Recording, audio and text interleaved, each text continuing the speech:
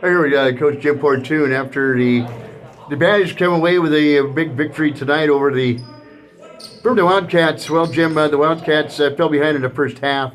I had trouble with people like Henderson down underneath and Howard from the outside. What was what do you guys talk about when you burned your timeout as they had a big lead for you against you in the first half?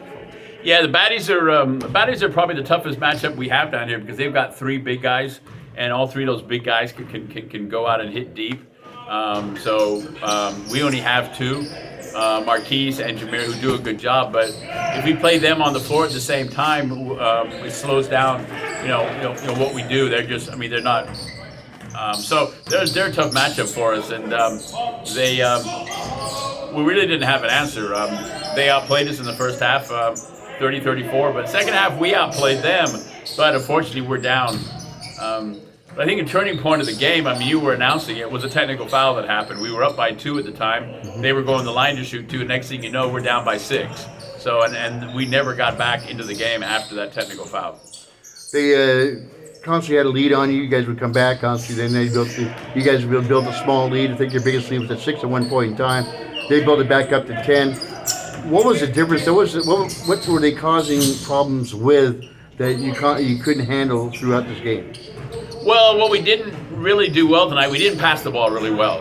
The last game we won, you didn't know where the offense was coming from. When I pulled him in for a timeout, that was a discussion. Hey guys, you can all take it to the basket, but take it to the basket on the second pass or the third pass instead of bringing the ball down and being that initial thing. So that's what kind of got us back, and that's how we adjusted to them in the second half. Is really being more creative in where the shot was coming from instead of being predictable. Jody Dixon doesn't want to play a whole lot.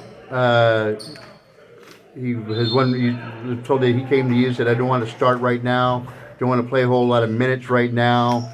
But tonight he played a lot of minutes, and without him, even though the Baddies came out with a victory, this game may not have been close as it is now. How do you look forward to go through with minimizing his minutes, but trying to utilize him to get points to keep yourselves in games?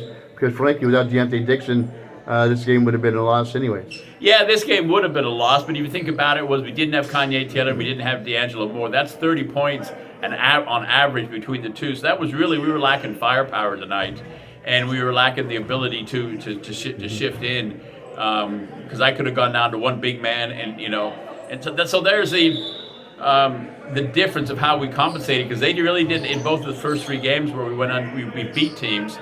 Dixon didn't play a lot of minutes, so we have the firepower without Dixon. What Dixon's doing and why he came to do that is this team is built upon being the next level of guys that have ability to go to college and play, but just maybe aren't ready yet, or have been to college or are redshirting like Kanye and so on. So it's about our motto is making those younger than us better than we are. So that's why Dixon stepped back, because he wants to see Rube, he wants to see D'Angelo, he wants to see Damon, he wants to see Kanye, giving those guys a chance to step up. And he realized that when he's in the game, because of his skill and where he's been, those guys are playing a second fiddle. So it's worked so far. But like I said, D'Angelo was out of town, and Kanye got stuck in Federal Way. So if they had been here, would it have been a different game? I think so. Because guys were complaining. After the game, they were real bitchy. That's a sign of being tired. And so with lacking those two, that changed the whole dynamics of the game. Got D'Angelo Moore obviously out of town with the Liberty College Rangers. They play out of town today, and of course, Kanye Terry, a big impactful player. A guy can leap out of the gym.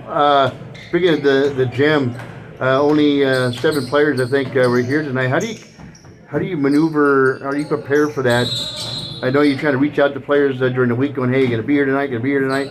Some players don't get back to you right away. How do you prepare yourselves for that? How do you prepare your team for that? I don't know, Kevin, if there is a preparation for that.